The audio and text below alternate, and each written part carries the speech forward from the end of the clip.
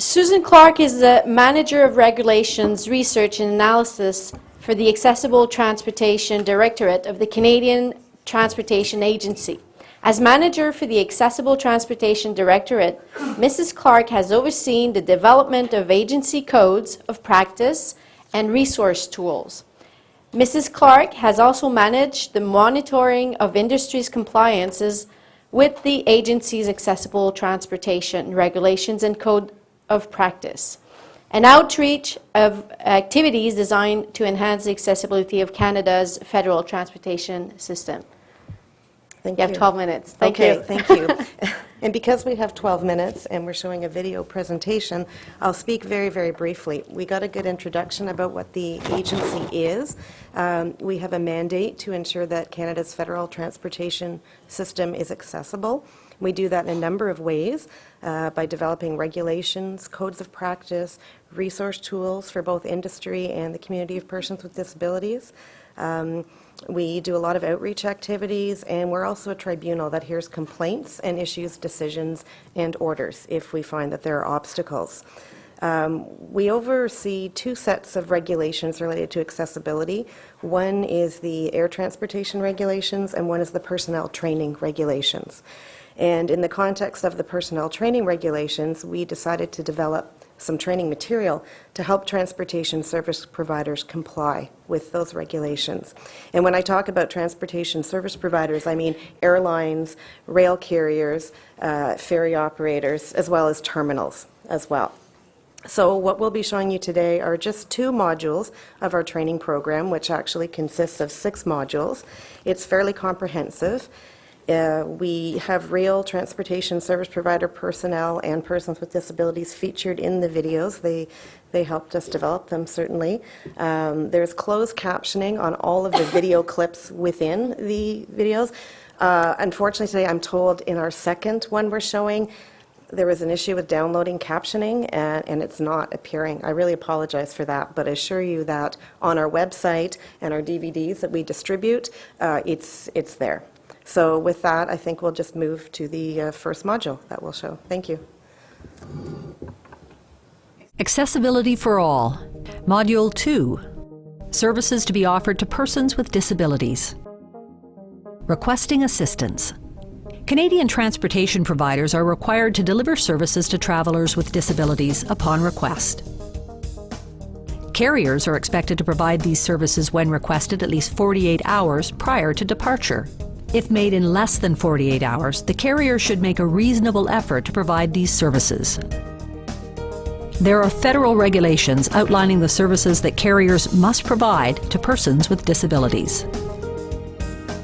Passengers with disabilities can require assistance at several points along their journey, such as proceeding to the check-in counter, registration, proceeding to the boarding area, boarding and disembarking, stowing and retrieving carry-on and checked baggage, transferring between their mobility aid and the seat, or the mobility aid provided by the carrier, moving to and from the washroom, including using an onboard wheelchair where one is available, moving to their connecting flight or train, opening packages, identifying items, and cutting large portions of food.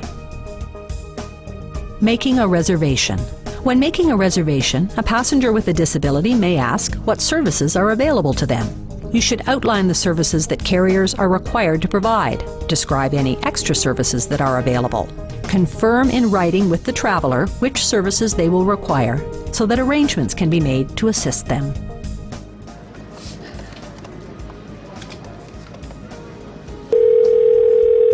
Hello, thank you for calling Air Canada. How may I help? Hi, I'm flying from Ottawa to Winnipeg next week, and I'm partially sighted, and I use an assistance dog, and I wondered what services were available for me.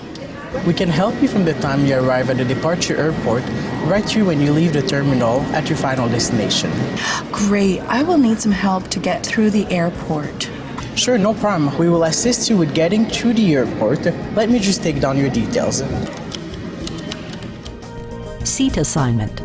Before assigning a seat to a traveler with a disability, be sure to discuss which type of seat would best accommodate their needs. For example, do they need additional legroom, a liftable armrest, to be close to a washroom? When a passenger is traveling with a service animal, ask for the dimensions of the service animal before assigning the seat. All transportation providers must be aware of which seats are accessible. Have you reserved your seat yet? Not yet, no. We need to find you a seat with enough space for your service animal. That would be great. Could I also get close to the washroom and have an aisle seat? Okay, I can give you 2D, which is an aisle seat right behind the washroom. Okay. Will you be requiring any of our other services during your trip? I think I'll be fine. Okay then. Indicate requested services in the traveler's reservation record. Also, provide the passenger with written confirmation of the services that will be made available. Transmit this information to the appropriate personnel and coordinate appropriate services. I'll make sure all of this is in place for you. Thank you and see you soon. Accessibility for all. Module 4.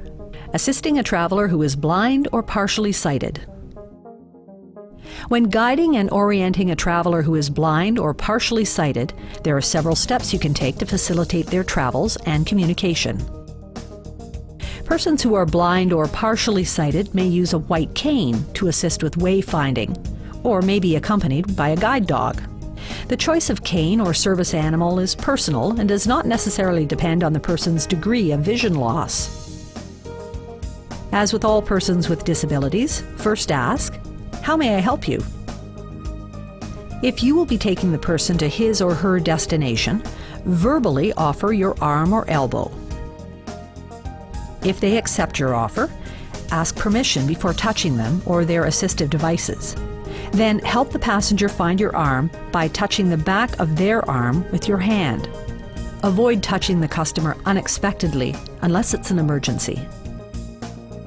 A person with a service animal may prefer to follow your verbal directions rather than take your arm, so ask before offering any physical assistance. Never touch or address service animals. They are working and should not be distracted. Never separate persons with disabilities from their service animal. Note that properly trained service animals are allowed on board all forms of public transit at no extra charge and are permitted in any public place at any time. They are also permitted to remain on the floor at the passenger's feet as long as they are properly harnessed. Make sure you know where there are relieving areas for service animals in and around the terminal facility. Walk at a normal pace. The traveler may walk one step behind you to be aware of your direction. However, if the person moves slowly, adjust your pace accordingly. Hi Richard, this is your boarding pass. Great, thank you. You're welcome. Hi Richard, my name's Rudy. I work for WestJet. Hi Rudy, nice to meet you. Nice to meet you too. How may I assist you? Yes, I called ahead to get help with going through security and getting to my gate. Okay, I can absolutely help you with that. Now I see you have a service dog. Would you prefer to follow my verbal directions or would you like to take my arm? Oh, an arm would be great. Perfect, so I'll just go to your right here and place my arm right beside you. Great, thank you. Okay, Richard, so we're gonna walk about 5 paces forward here. Okay, sounds good. Is this a good pace for you? Yeah, it's perfect. Great, and then we're gonna turn to the right here. We have to go past that roped area. It's a little crowded over here. Okay, thanks for telling me. I'm just wondering, is there a place where I can take my dog to do his business before we get on the plane? Yes, absolutely. There's a relieving area right by your gate I can take you to. Good, sounds great. Great. While moving locations, be sure to communicate with your customer. Keep a running dialogue, letting them know where they are and where they are going. Keep them informed about the environment. Make sure they are aware of building features that may cause problems, such as stairs, doorways, narrow passages, or ramps.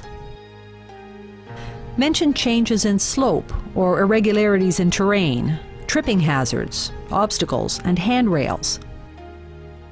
Specify whether doors open towards or away from you, whether curbs or stairs step up or step down, and warn them when the last step is coming up. Inform your customer of accessible features of the immediate surroundings, such as automatic doors or accessible washrooms. When offering directions, do it in precise distances. Pointing or saying, "over there," is not helpful. 2 steps behind you or a meter to your left. So we're approaching the escalator to go down to security. We'll just take a moment and pause here. Is there any way I can assist you? Yeah, well, Smithers will get me down the escalator. If you could just take my hand and place it on the railings so that I can find it. Okay, absolutely. So it's right about 2 steps forward. Okay, perfect. There you go. And I'll be about 2 steps behind you. Okay, great, thanks. Ready to go, Smiths? Let's go. Come on. Good boy. Okay, And we're probably about 2 seconds away from the bottom. ready to go? Ready to go? Let's go. Okay, hold. We're at the bottom now, and security's to our left about 8 meters away. Do you have your boarding pass and your passport handy? Yes, it's my ticket and letter in the front pocket of my knapsack. Would you mind getting it out for me? Absolutely. Great, It's all thank right you. if I go in your bag? Yeah, that's great, thanks. Okay, so here's your passport and your boarding pass. Okay, great. And we can head over through security now. Okay, Just to our perfect. left about 8 meters. Okay, thank you.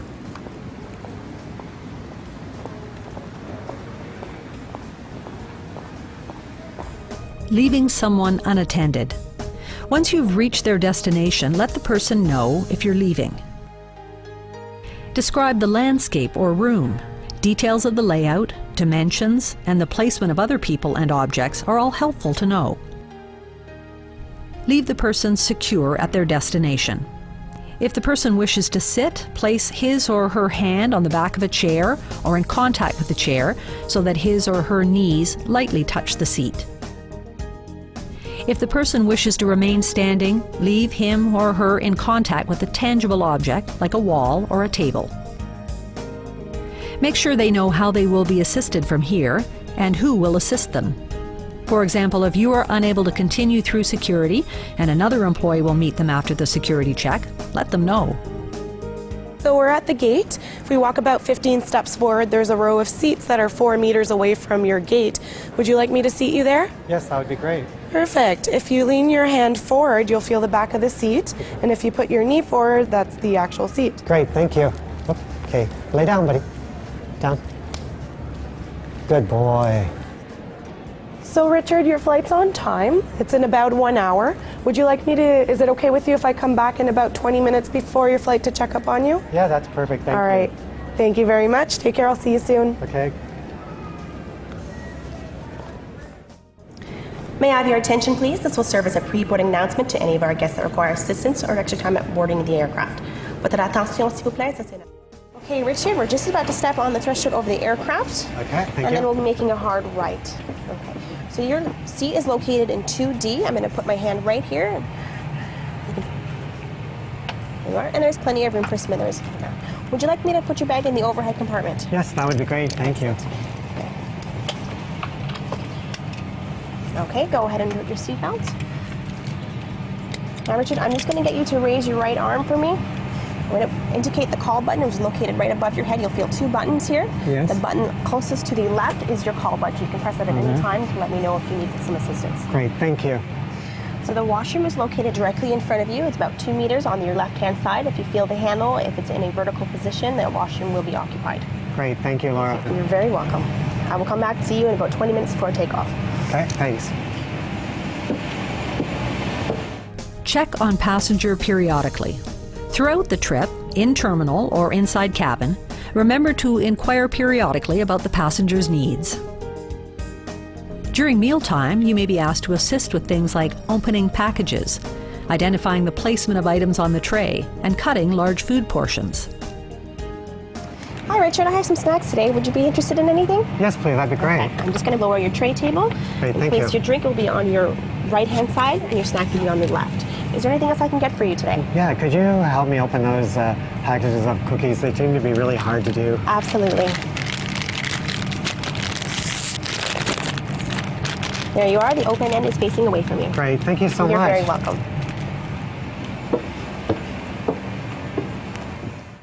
Well, Thank you very much, Mrs. Clarke, for your presentation, and the video is very, very interesting.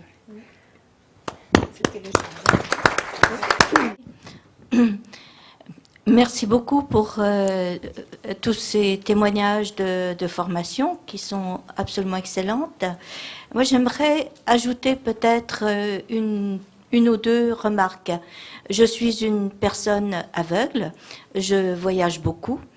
J'ai pris dans ma vie un certain nombre d'avions sur des compagnies très, très variées. Et il y a une constante absente, c'est la sécurité.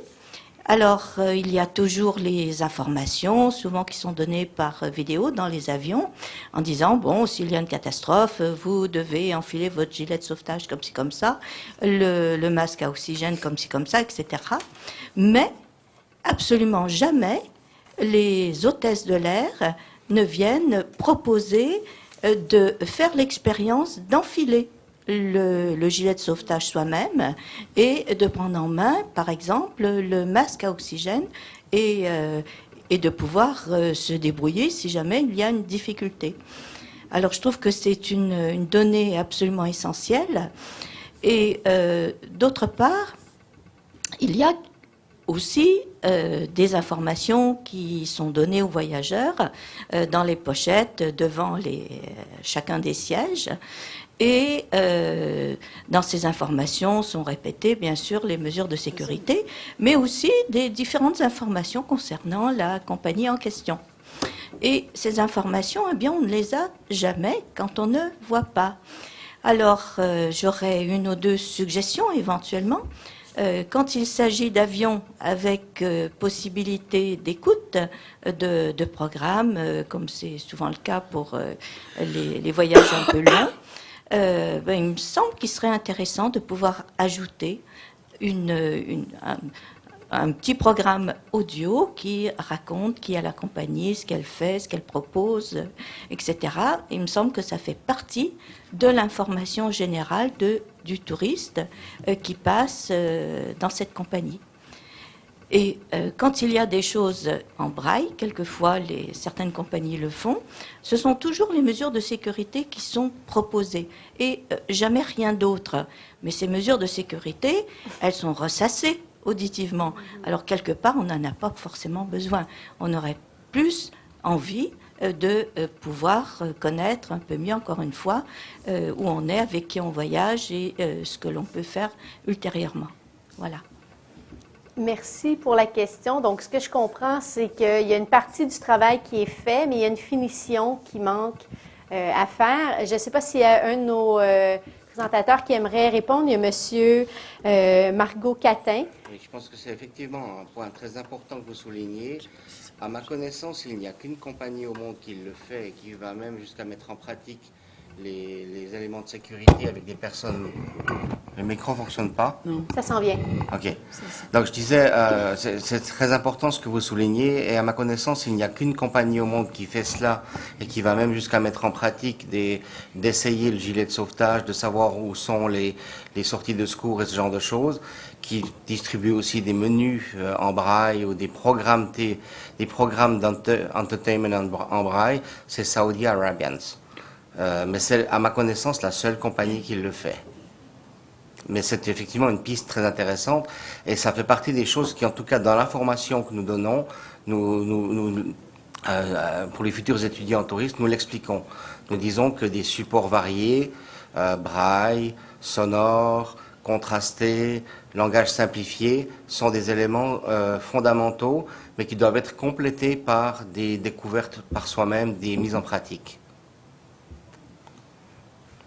Madame Clarke, do you want to add on this? Or you're actually doing some, like for the Canadian Transportation Agency, you're doing videos. Do you have airline companies that are asking for extra training or help to propose different types of communication for different types of handicaps? Yes, from time to time. Some carriers have well-established programs. Some are certainly looking for help. We try to provide that as much as possible. Certainly with this training video we showed, and you did only see a portion of it, But as you say, there's work to be done, certainly in terms of captioning and having other information available beyond the mandatory safety information, which is another area. Transport Canada deals with safety and security issues, and those things have to be presented in those formats. So I agree, carriers need to go further, and certainly that's a dialogue we can share with them to making more materials besides the have-tos, because everyone should have access to, as you said, the touristic information, anything else available in the seat pockets or where have you. Thank you, Mrs. Clarke. Bonjour. My question is for Mrs. Clarke. I noticed you had the training capsule on people with vision disabilities or people that are blind.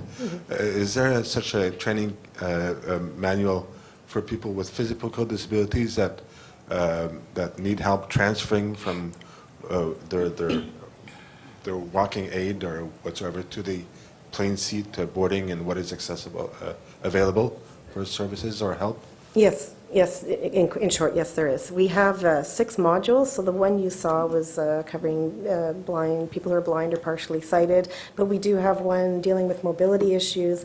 And in fact, there's a transfer video shown. We received a clip.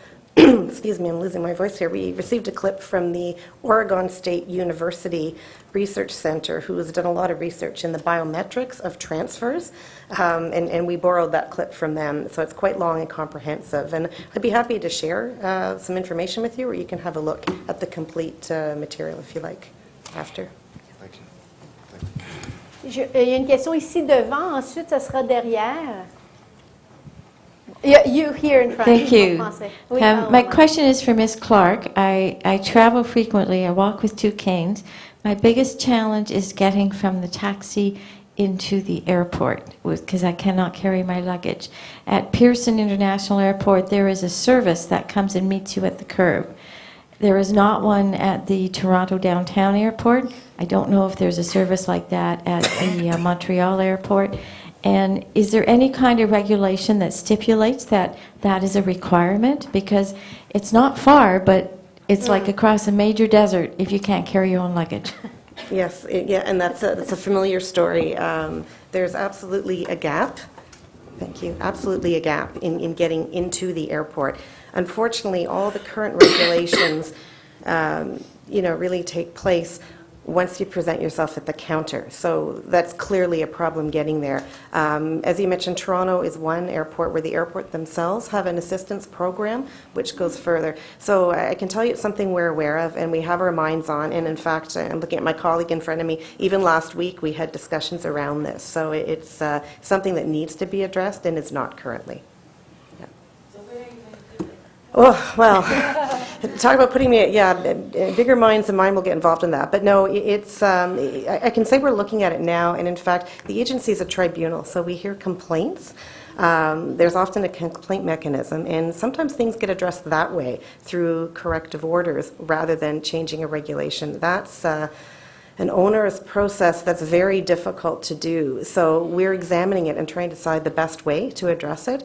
But I'm sorry I can't give you a timeline, but I can tell you it's a problem we're very conscious of, and I agree it has to be addressed. Yeah. Amazingly interesting that regulations need to be in place to be applied. Well, and that's where we have, I should say, another mechanism, like our codes of practice, too, which are voluntary, but they're developed with industry, and we actually have quite a high level of compliance with those. So that's another mechanism to work in other things, maybe that fall outside of the regulations. I'm talking about you, but I'm talking about it's everything, everywhere, everywhere. That it would be so much nicer if we would do it on ourselves, by our own, instead of waiting for the regulations, and have this way of thinking, in general. There was a question in the back, une question à l'arrière. Ensuite, ici, here in front. Yeah, I saw you at the beginning, but I wasn't sure if you still had the question. Yes, this one is for Mrs. Clarke. I found the very video popular. Very informative. And I can see it having a very relevant approach to sharing those ideas with front-end travel agents. I'm wondering, since it is a government organization, are those videos that you showed, such as the two here, are they available online for travel agents to independently peruse? I'm doing an article, and I'd like to cite that if possible.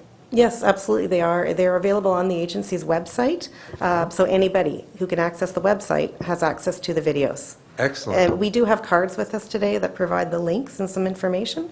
If you'd like one, I can share it with you after. I'll touch base with you. Thanks Sure. very much. Yes. You're welcome.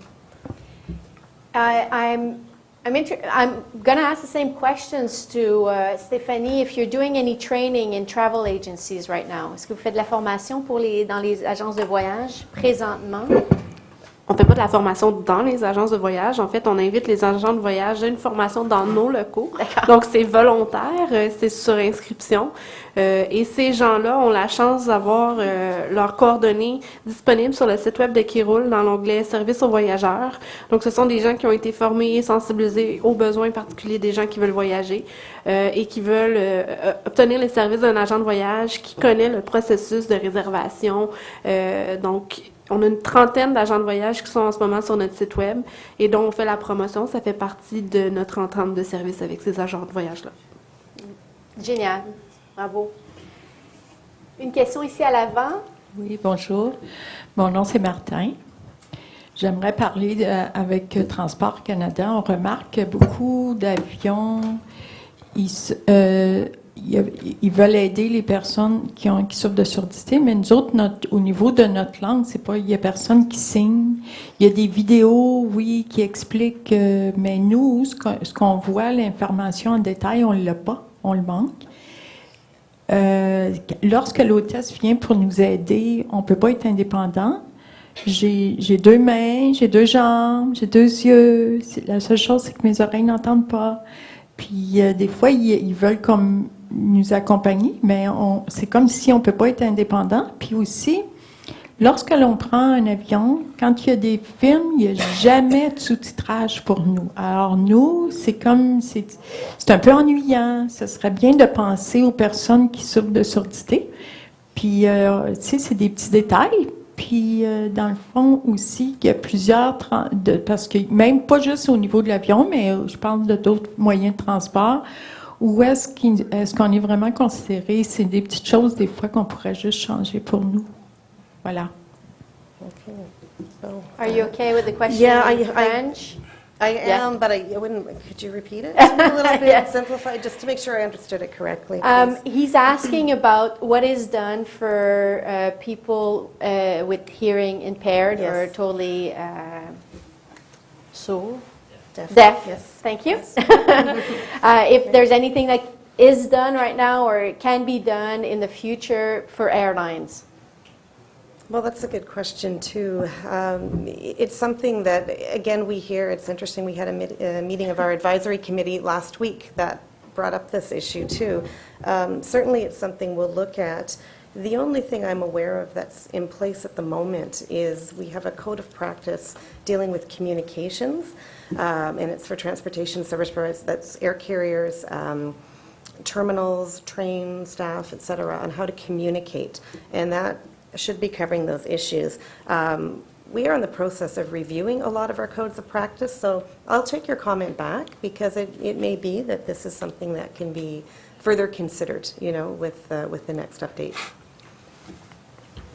Thank you. Thank you. Madame Rabet, est-ce que vous avez, dans votre expérience, des bonnes pratiques peut-être à partager au sujet de compagnies aériennes ou différentes formes de transport pour les personnes sourdes ou malentendantes que vous pourriez partager avec nous? Peut-être que les gens plutôt actif. Peut-être que les gens de l'Agence canadienne de transport pourraient s'inspirer de bonnes pratiques que vous avez vues ailleurs dans le monde.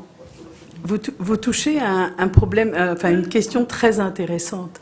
Il ne peut pas y avoir de tourisme s'il n'y a pas de transport. Non, c'est le concept de base. Et moi, c'est vrai qu'aujourd'hui, j'interviens quasiment exclusivement sur le réceptif, sur ce qui fait le produit. Mais encore faut-il que la se personne rende. arrive jusqu'à nous. Mais il y a dans la salle... tu veux dire quelque chose ? Il y a dans la salle quelqu'un qui est français, qui est responsable d'une agence et qui fait voyager beaucoup de personnes déficientes auditives. D'accord. Alors, monsieur? Bonjour. La vidéo que nous avons vue de Suzanne pour les personnes malvoyantes existe aussi de la même manière, plus ou moins de la même manière pour les personnes sourdes, malentendantes en France. En fait, il faut vraiment informer la compagnie, dire le nombre de personnes qui sont déficientes auditives avec accompagnement ou sans accompagnement, etc. Et ça se passe plus ou moins de la même manière. Mais ça, c'est une préparation à l'avance. Il y a des dérogations exceptionnelles à demander quand il y a des grands groupes ou des petits groupes. Voilà, c'est pour dire que l'invention de ce film est très bien pour l'ouverture générale. Mais on connaît déjà, ça fait des années que on voit les mêmes dispositifs avec des progrès plus ou moins avancés. Je pense que quand on veut parler de handicap universel, il faut présenter les quatre à la fois pour voir les progrès qui se font des quatre à la fois. Parce que je pense que chaque individu a besoin d'une accessibilité différente, plus ou moins importante. Voilà. Je crois que j'ai répondu à la question.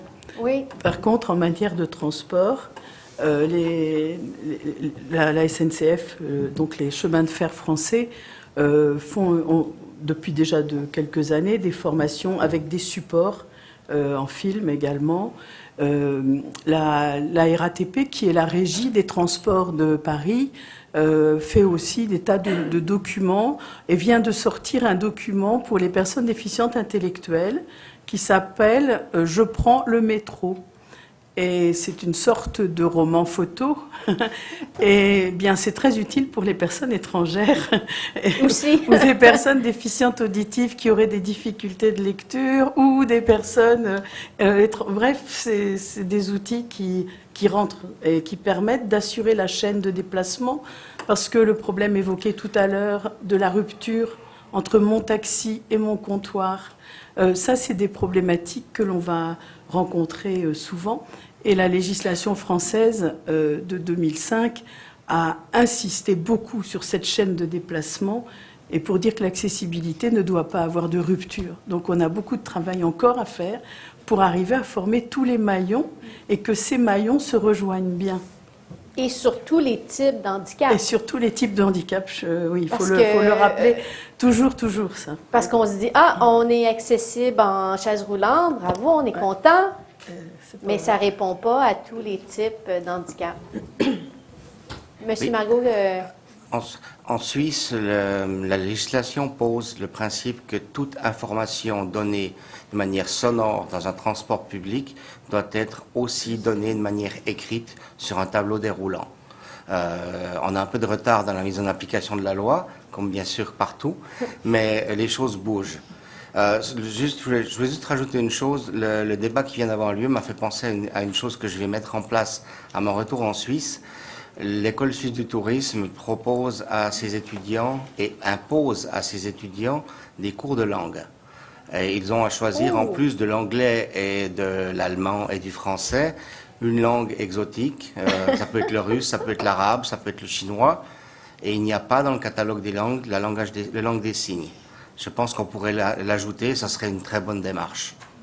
ça me donne des idées. Bravo. Oui, il y a une question ici encore. Une petite question pour Suzanne. Suzanne, nous avons vu la personne accompagnée d'un labrador. Il y a une place pour deux sièges. Est-ce que l'animal est considéré comme un accompagnement spécifique d'une gratuité pour accompagner, ou bien il y a un coût réel? Comment ça se passe en fait? Parce que pour une personne handicapée accompagnée, par exemple, je prends une personne sourde, il y a toujours un accompagnateur. Et cet accompagnateur paye sa place comme tout le monde. Donc là, je vois que c'est un animal. C'est très intéressant de savoir s'il y a un coût planifié ou bien une gratuité exceptionnelle, et c'est toujours comme ça. So I think you're asking about the extra seat. The two extra seats. When it's a human, then there's a cost associated and the person has to pay. Where if it's a dog, do they have to pay? Well, I'd say that depends on the size of the dog. You know, the agency did issue a one-person, one-fare decision, meaning that, you know, one person who needs, whether it be an attendant, whether it due to their size, due to disability-related reasons, whether it's for an animal, sometimes additional space does need to be provided. Now, these are only, they're not even regulation. It was really decisions made against specific air carriers. So there are only certain air carriers required to provide that on certain routes.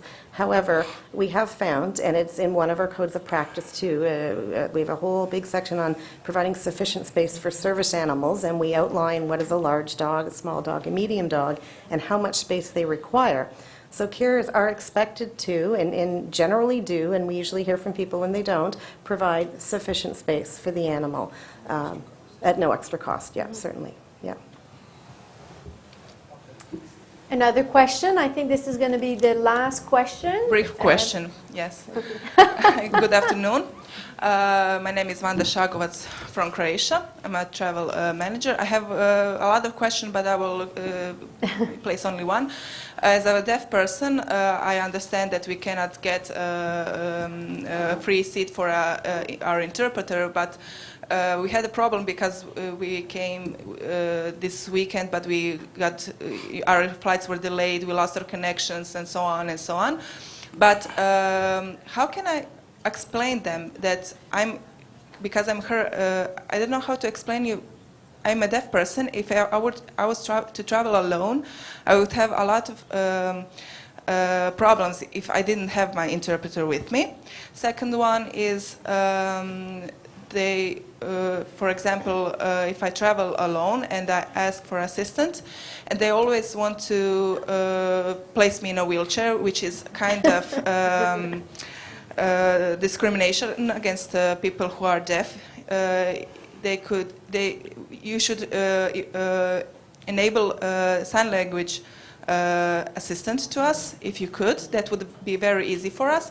And third thing that we have noticed in airplane, when you have a display that explains the procedure in aircraft in case of an emergency, it's self-explanatory, but in case when you have to put your mask on, it doesn't say, you don't have subtitles or interpreter that says put it on yourself first and then on your children. And that's information that's missing for us deaf, that you need a special education for the needs of for us who are hearing impaired, because our disability is invisible. Thank you. I'm Clarke. Okay, well, that's a good comment, certainly, and I've made a note about your safety concern. It's another government department, Transport Canada, who's very much like us, the transportation agency, who deals with safety matters. But I'm happy to bring that back to them, because I think it is important that certainly the safety message is clear to everybody in whatever manner you need it. To your other comment about receiving wheelchair assistance, that to me sounds like a training issue, certainly, with the people providing assistance. It's not the first time we've heard that. I've heard that from passengers who are blind as well. You know, what they want is guiding assistance, and what they get is a wheelchair. You know, that's a problem, and it's I think their lack of education around the right type of assistance, and that's why we certainly try to promote outreach of our training activities, and we'll continue to encourage that, because that is certainly a problem. And of course, there are deaf-blind people. You know, they really need a assistant who would be able to travel with them for free. Wow. Yes, that's right, and in many cases that does happen. You know, it generally when a free seat is given, and I'm talking within Canada, with the carriers required to do so, it's where the person requires assistance in flight, you know, and in that type of situation, you know, that may very well be the case, such that they would have a free attendant seat.